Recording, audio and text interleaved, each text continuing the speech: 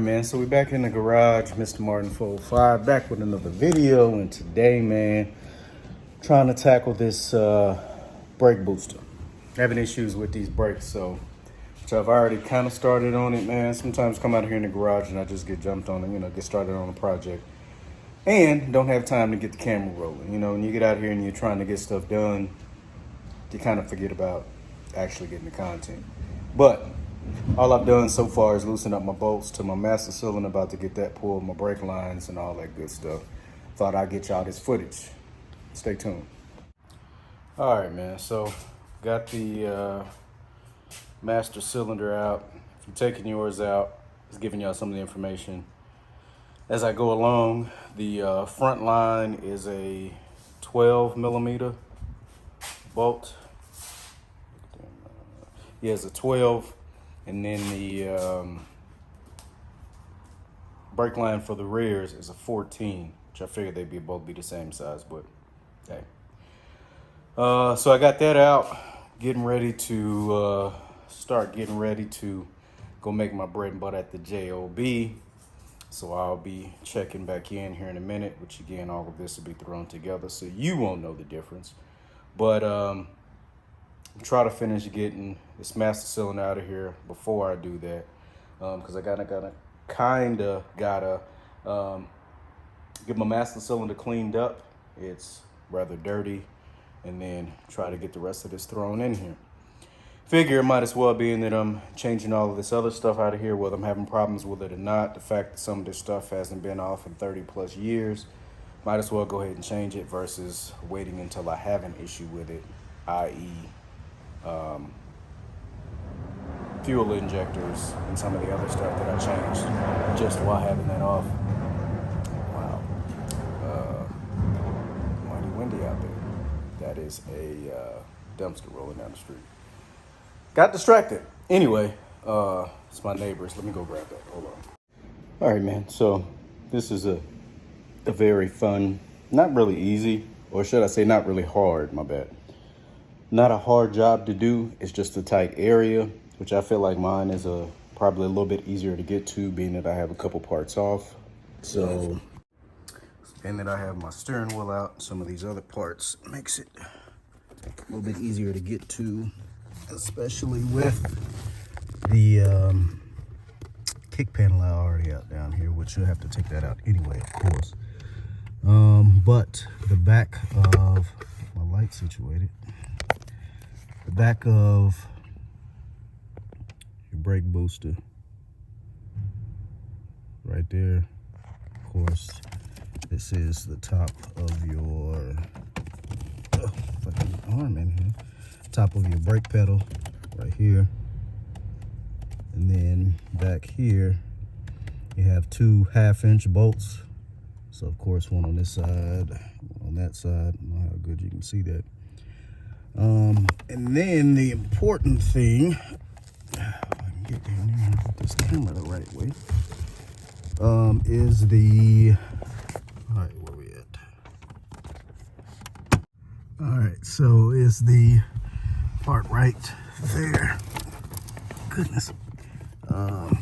So this part here, of course, this is your end of your brake booster. You'll have a keeper that goes on here as well as a washer. Of course, the washer goes on first and then your keeper. So once you get that out of there, then you can slide that off, which I have to pull at least 2 bolts first because it only slides to the edge. You only get to about right there. So should be able to get the rest of that off once I get those 2 bolts back there in the back. All right, man, so I got everything back in, got it all hooked up, screwed in on the inside as well as on the outside. Got my new vacuum line hooked up, replaced the old one. Of course, got my fresh new brake fluid in there. Put my caps back on, and then I have to bleed these brakes. But, side note, bruh. So I struggled to get the screw out that sits in between the brake pedal and the gas pedal on the inside while trying to get this brake booster out of here. And I struggled because whoever the intelligent person was that decided that they were going to change the brake booster. Whoever had this car before my dad purchased it, it was the same size nut that fit up on both of the studs to hold the brake booster in. But the problem that I had was all of the other bolts were 1/2 inch. Whoever put that brake booster in here, they put a 13 millimeter on the inside. So I'm trying to figure out, well, why the hell ain't this bolt coming off of here? Why ain't my socket going up on there? So after about an hour and some change and buying a couple parts that I didn't need, I figured it out. So I'm like, okay, well, I need a little, an extension. I need a knuckle to go in there to kind of, get in there, to go into that tight area to get what I need for that to slide up on there. Because again, I can't get my hand in there to try to get the socket on there to see what my issue is. So I took the 1/2 inch bolt, took it in the house, like, okay, fit it up in the socket. That should work. Next thing I did, I checked it on the metric side. All right, well, cool. 12 millimeter is not big enough. Let me check and see if a 13 millimeter will work. 13 millimeter was a little bit too big for the 1/2 inch nut that I took off of the left side. So I figured, well, we try this, see if it'll work.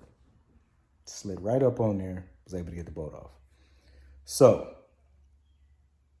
if you're watching this video, you used to own this car, don't know how you would know, but you should slap yourself and have somebody punch you in the throat.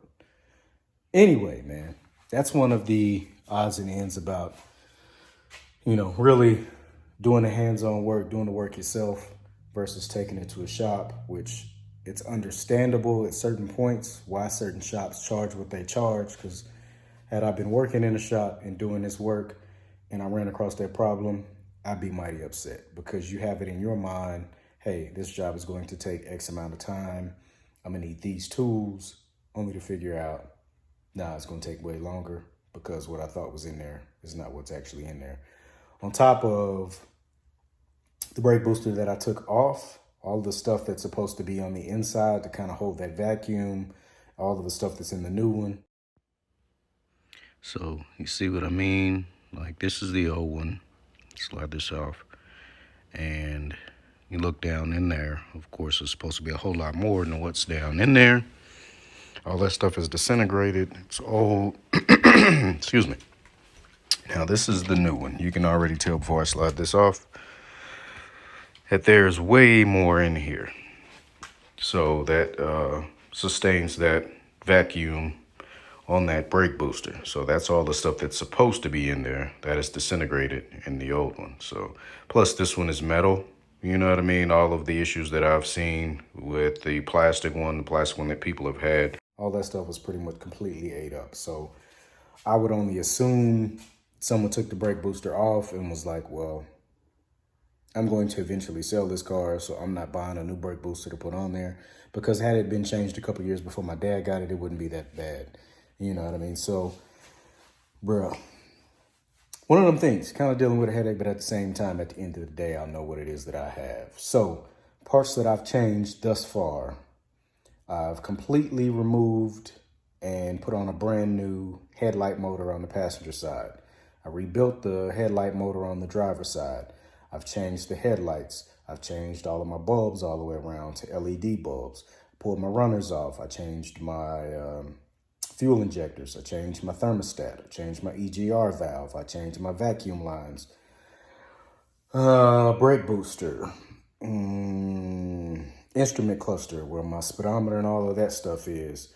My bezel that goes around my stereo. The bezel that goes around my gear shifter. I'm in the process of ordering all of my carpet. I'm taking all of the carpet out. I'll be pulling the seats out. I'll be getting the seats redone. I'll be getting the door panels rebuilt. Just to name a few. And I still got a way to go because I still have to get shocks. You know what I mean? I more than likely probably have to get brakes because my dad, I think he said when he had it, he changed the front brakes, never changed the back ones. So I'll probably change all of them just because, So it's one of them things, man. But like I said, at the end of the day, I know what it is that I'll have, changing all this stuff now. So in the long run, when I do decide, which I have it in my mind, I'm thinking about going with an LS2, maybe an LS3. We shall see. When I get to that point, I know everything else is in the proper order that it's supposed to be in. Plus, that gives me time to stack my funds to get my setup the way that I want it. That way, I'm not just kind of getting out there and half-assing, you know, my build. So also change my steering wheel, and also have to get all of my weather stripping. Bruh, this list is long compared to where I started at, and still got much longer to go. So, but yeah, man, that was just my little rant side note. Anyway, back to brake booster. Got all this stuff on. Now all I have to do now is bleed my brakes and get all of the air, if any, out of my lines, and then I'm done with this project. So, gonna get that. I'll get right back with y'all, man, once I get that done, and I can actually take it for a test drive and see how she's performing.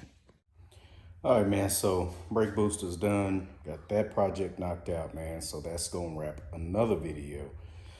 I don't think you understand, man, how good it feels to actually get the work done yourself, on top of saving the amount of money that you're saving, not having to take your car to somebody else to get this work done.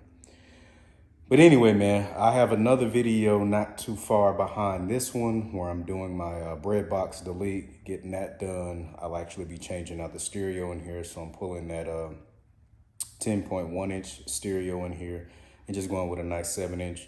Think it'll look a little bit cleaner. Then after that, I shall be pulling these seats, getting all the rest of my carpet out, probably getting my carpet in next.